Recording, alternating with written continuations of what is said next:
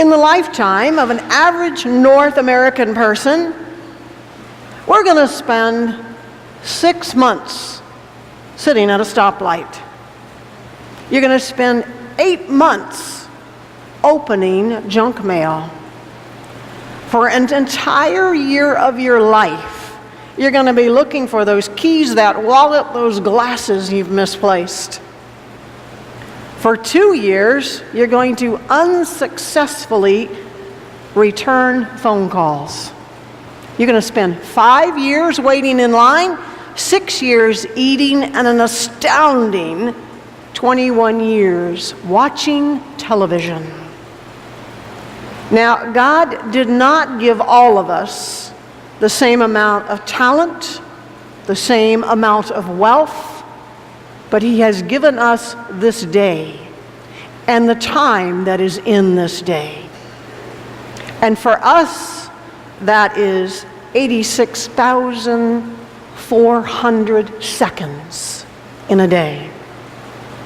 Every day of our life, we are credited with that 86,400 seconds. And every night, those seconds we haven't used are gone. There's no chance of saving them up. There's no chance of borrowing ahead. That clock just ticks away, never waiting for us to catch up. Some people say time is money, but in reality, time is not money. If you lose money, we can always make more. Time, however, time is not a renewable resource. Because whatever time is lost, it is gone forever, never to be given back to us. So time is infinitely more valuable than money ever will be. So I think all of us realize the value of time. How do you value 1 year? Ask a student that was held back. How do you value 1 month? Ask the mother of a premature baby. How much do we value 1 week? For the sailors trapped in a submarine on the ocean floor, it was the difference in life and death. How much do we value 1 hour? Ask anyone that's traveled and missed a connecting flight. How much do you value 1 minute? Immeasurable, with a heart attack and a paramedic sitting next to you. How much do you value 1 second? Just ask an Olympic swimmer who missed qualifying by 3/1000ths of a second. Because we value time so much, we try and save it, we try and manage it. And we save time quite often by a lot of things in our lives. Almost all of us today have a microwave. And this day and time, there's pre-made meals. We save time by taking those non-stop flights. Maybe you have somebody come and help you with your housework or your yard work. Maybe you take a shortcut by shopping online, because then there's no waiting, and there's many, many other ways that we can save time. Time management, it's kind of a buzzword.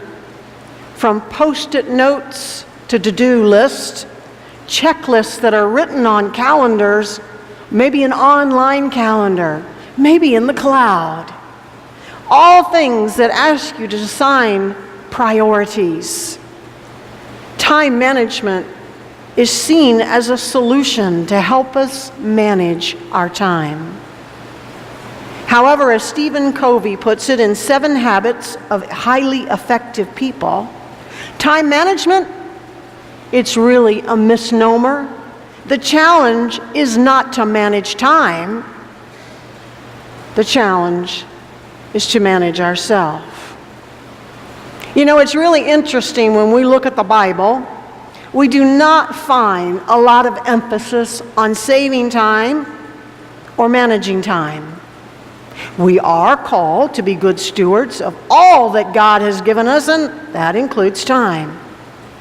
But more than that, the Apostle Paul, in today's reading from Ephesians 5,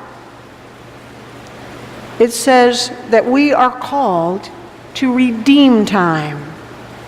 But what does redeeming time mean?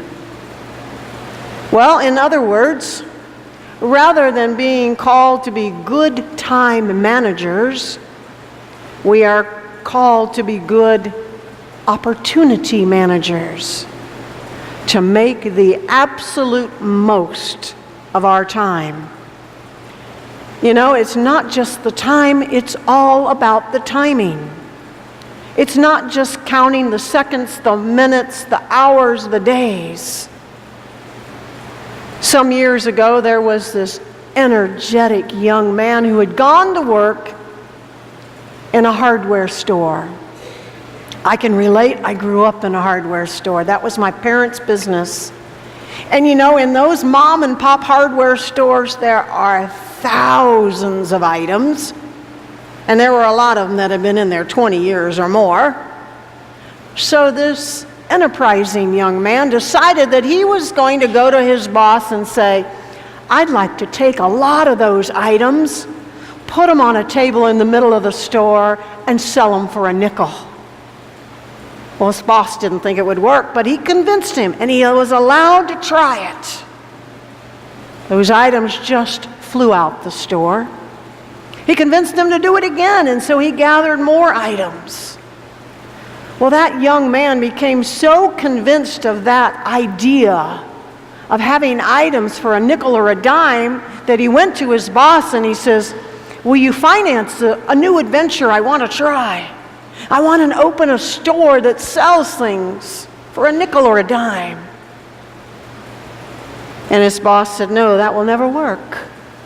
You'll never find enough items to sell at that price. But the young man was not going to be deterred. He went ahead and did that. And those of us that are old enough will know his name, F.W. Woolworth, the 5 and dime store that was in existence for over 100 years. Today's version is the dollar store. His idea, and you know, it was interesting because his boss once said, he says, as near as I can figure it, every single word I use, turning down Woolworth must have cost me $1 million. Every one of us has missed opportunities in our lives. Maybe it was the pass we didn't catch. Maybe it was the job we didn't go for, try out for. Maybe it was the point that we should have raised in that meeting or at work. Maybe it was a relationship that we should have nurtured. Maybe it was the opportunity to share Christ that we passed up. Have you been redeeming time? Taking advantage of every single opportunity that God sends your way? How are, or what are some of those concrete examples to redeem time?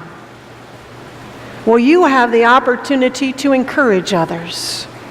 You have the opportunity to serve others. You have a friend that needs someone to talk to. Maybe you can lend a hand to somebody really in need. Many of you are teachers. You've been given the opportunity to help influence and raise children. No one on their deathbed will ever say, darn, I should have worked a little longer. Author Terry Muck tells of a letter he received from a man who used to have absolutely no interest in Christianity, anything to do with God, but he lived next door to a Christian.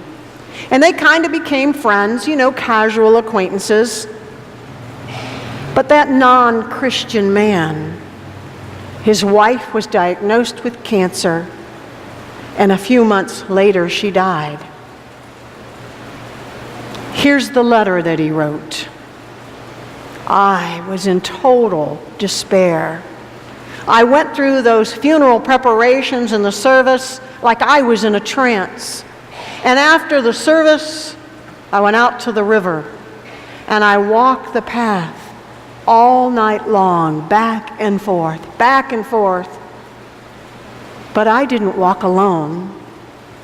My neighbor, afraid for me, I guess, he stayed with me all night long. He didn't speak. He didn't even walk beside me. He just followed me. When the sun finally came up on that river, he came over to me and he says, "Come on, let's go get some breakfast."